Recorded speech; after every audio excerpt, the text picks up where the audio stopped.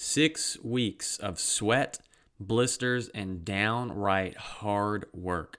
30 plus trips to Menards and a couple $1,000s spent. And now I have an external office that I've coined as the tower in my backyard. Was it worth it? Why go to all this trouble just for an office? I've got two main reasons for building the tower, and let me explain, and then we'll answer that question of, was it really worth it at the end? Of these two reasons for building the tower, I can only really talk about one of them, and herein lies the concept of deep work. Cal Newport, some really smart professor guy at MIT, wrote a book titled Deep Work: Rules for Focused Success in a Distracted World.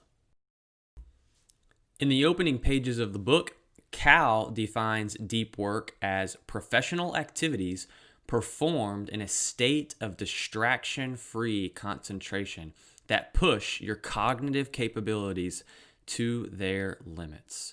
These efforts create new value, improve your skill, and are hard to replicate. This concept of deep work is all about eliminating distractions so that you can go deep and do your best work. Cal Newport ends up writing that to succeed, you have to produce the absolute best stuff you're capable of producing, a task that requires deep work. And as I'm about to basically summarize this entire book for you, you first might be wondering why. I don't give a rip about deep work. And here's why. I, Drew Dillman, am a coach and I enjoy teaching. If I can teach you just a little bit how to optimize your time at work or your time at school, then that gives you more time to train and more time to chase your goals on the saddle. And if this concept and book has had such a profound effect on me, I can't help but to share some of that information with other athletes. So let's dive right in. This idea of deep work orbits around one basic premise, and it's a pretty basic concept, actually. It's this: more intensity equals better productivity, better results, and less time. At one point in the book, Cal even refers to deep work as the superpower of the 21st century. And here are some of the main points from the book so that you too can harness this superpower. If deep work is the hero of the story, then shallow work would be the enemy or the bad guy to the story. And basically, shallow work are all those small tasks that are required to keep the business up and running, but really take away from the meat of the job. This would include things such as emails, conference calls, and other secretarial type duties. Along with shallow work, Cal also pushes us to minimize distractions. He basically says that this whole fad of open concept floor plans is a terrible idea where distractions wreak havoc on efficiency and workflow. Working from home has a ton of advantages, but one of the biggest disadvantages is the opportunity of distraction. I'd wake up in the morning with the mindset of getting a ton of work done, but as one thing leads to another, I'd end up installing a new shelf in our bedroom closet or out in the garage trying to put together one of my bikes.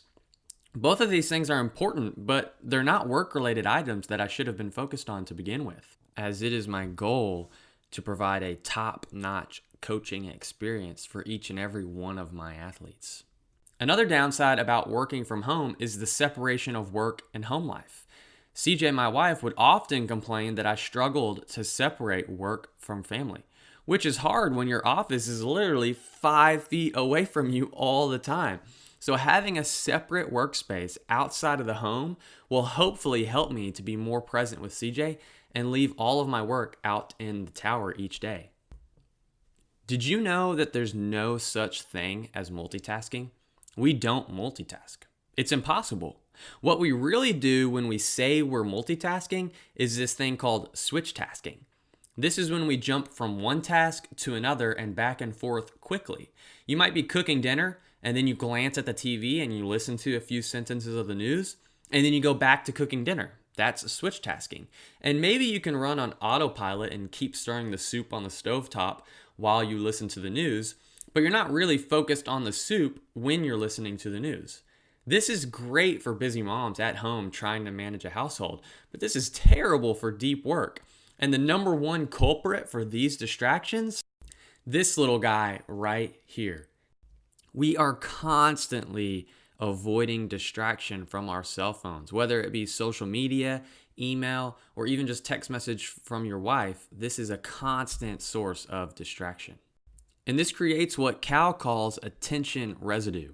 When you're knee deep in a big project and you get a message on Instagram, and so you quickly divert your attention away from the project to that message, then when it comes back to working on the project, you have to rethink where you were in the project, and you even have to maybe go backwards a few steps to pick up where you left off. When we allow these small distractions to creep into our workflow, it causes attention residue. It's as if our brains are having to constantly clear away the cobwebs to get back to the main task at hand. And this seemingly harmless distraction has huge consequences if not taken care of. All right, in this video, we've talked about the why behind deep work, and I'm hoping that you are pretty convinced of its significance. Cal's definitely convinced me. All you've got to do is look in my backyard and see that I've already built an entire office dedicated to deep work. But this isn't all I have to say on the matter. In my next video, I'm going to walk you through a few of the methods of deep work that Cal suggests to start implementing this practice into your own workflow. If you found this video helpful and want to stay in the loop on all Dillman coaching videos, then go ahead and press that subscribe button and press that little bell button as well, so you'll be notified whenever new Purple Lightning radness is released. And if you're interested in coaching, then check out my website at dillmancoaching.com. Go ahead and press that contact button so we can get a free consultation call set up and just talk about whether coaching would be a good fit for you. Talk about some of the details and what it would look like. But in the meantime, thanks for watching, and see you next time.